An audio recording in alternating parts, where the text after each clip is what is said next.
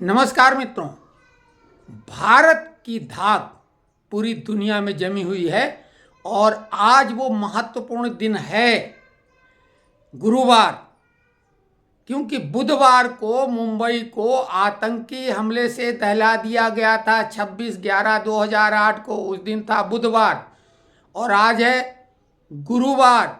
तो गुरुवार को तहबुर राणा जो पाकिस्तान आर्मी में तैनात था, हालांकि वो मेडिकल कोर टीम में कैप्टन था, लेकिन 10 साल उसने वहाँ सेवाएं दी आर्मी में और बाद में कनाडा की नागरिकता ले ली। आपको मालूम है कि पाकिस्तान में डुअल सिटीजनशिप अलाउ है, दोहरी नागरिकता। हालांकि अब जब वो लाया गया तो पाकिस्तान ने मना कर दिया कि हमारा तो वो नागरिक ही अब नहीं है।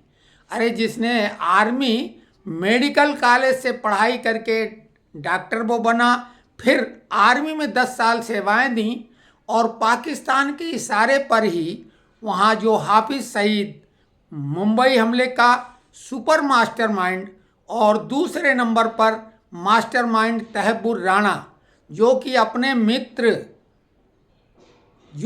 मित्र डेविड कोलमैन हेडली की मदद से रैकी करके और मुंबई पर हमला कराया था, जिसमें 10 आतंकवादी शामिल थे। आपको मालूम है कि एक आतंकवादी को जिंदा पकड़ लिया गया था, नहीं तो कांग्रेस ने तो मुंबई हमले का ठीकरा आरएसएस पर फोड़ दिया था, जो कि उन्होंने भगवा आतंकवाद का माहौल पहले से ही बना रखा था। तो ये जो हमला हुआ था मुंबई पर, वो पाकिस्तान प्रायोजित था, वो बिल्कुल सिद्ध हो गया, क्योंकि कसाब को जिंदा पकड़ लिया गया था। लेकिन 26/11 पर जो एक पुस्तक लिखी गई थी, उसका विमोचन कांग्रेस के बड़े नेता दिग्विजय सिंह ने किया था। और किताब लिखने वाला जो अजीत बर्नी, एक बड़े उर्दू अखबार का संपादक, बाद में उसने माफ़ी मांगी और कहा कि भाई यूपीए सरकार के दबाव में हमने ये किताब लिखी थी। अब यूपीए सरकार का मतलब तो दिग्विजय सिंह सीधे नहीं होते हैं। दिग्विजय सिंह तो एक टुटपुंजिया मोहरा पिद्दी। मेन तो मास्टरमाइंड सोनिया गांधी, क्योंकि राहुल गांधी की तो औकात बकत कुछ है नहीं, पप्पू हैं। सोनिया गांधी इसमें सीधे सीधे उनके इशारे पे सब हुआ। पूरी तैयारी की गई थी, कसाब कलावा बांधे था। अगर वो सब मारे जाते तो फिर ये जो पुस्तक लिखी गई थी, ये कांग्रेस उसको सही साबित कर देती, इसमें कोई शक नहीं। उस समय जो भी आतंकवादी मारे जाते तो उन्हें निर्दोष कहलाता था। तो खैर वो तो अब एक अलग बात है। लेकिन ये तहबुर राणा के आने के बाद, हालांकि इससे पहले डेविड कोलमैन हेडली को लाया गया था और उसको अमेरिका में 35 साल की सजा है, वो काट रहा है, और उसी ने तहबुर राणा का नाम लिया था। अब तहबुर राणा भारत के अंदर के जो जयचंद हैं उनके नाम लेगा और नाम उगलवाए जाएंगे नार्को टेस्ट के द्वारा, पॉलीग्राफ टेस्ट के द्वारा। और उसमें स्वाभाविक है यूपीए सरकार का नाम तो अजीज बर्नी ने ही ले लिया, जिन्होंने वो किताब लिखी थी।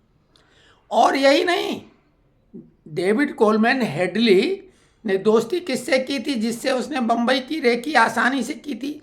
वो महेश भट्ट, पाकिस्तान परस्त और इस सरकार के घोर विरोधी महेश भट्ट, उनके बेटे राहुल भट्ट, वहाँ भी राहुल हैं लेकिन ये वाले नहीं, राहुल गांधी नहीं, राहुल भट्ट, जो कि आलिया भट्ट के सौतेले भाई हैं।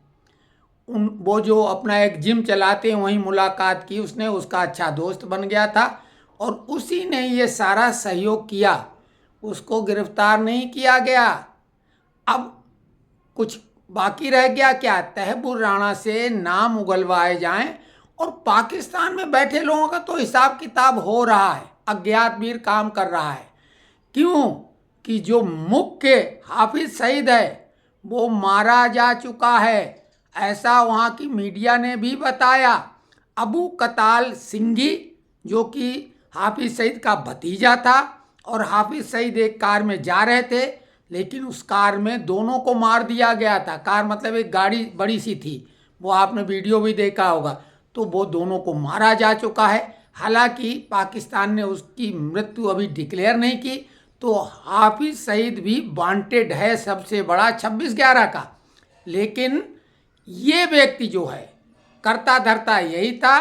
तो ये अब यहाँ के लोग, जो यूपीए सरकार ने किताब लिखाई, जो हिंदुओं को भगवा आतंक और आरएसएस को आतंकवादी संगठन घोषित करने का मंसूबा पाले थी, तो अब कड़ाई से पूछताछ हो और किसी को बख्शा जाना नहीं चाहिए, क्योंकि उसमें 166 लोगों की मौत हो गई थी, उनकी हत्या की गई थी। 166 लोग तो छोटे मोटे युद्ध में भी नहीं मारे जाते हैं। और बम्बई की शान ताज होटल को निशाना बनाया गया था। मशहूर उद्योगपति अडानी भी वहाँ पे फंस गए थे, उनकी जान बच गई। तो खैर अब हिसाब किताब होगा, पूरा होगा। और ये दूसरी बहुत बड़ी खुशखबरी है। पहली खुशखबरी हमने आपको बताया कि कल जो स्टॉक एक्सचेंज में भारी गिरावट की वजह से निवेशकों को भारी चपत लगी थी, अब वो रिकवरी हो जाएगी। तो ये जानकारी कैसी लगी आप लिखें।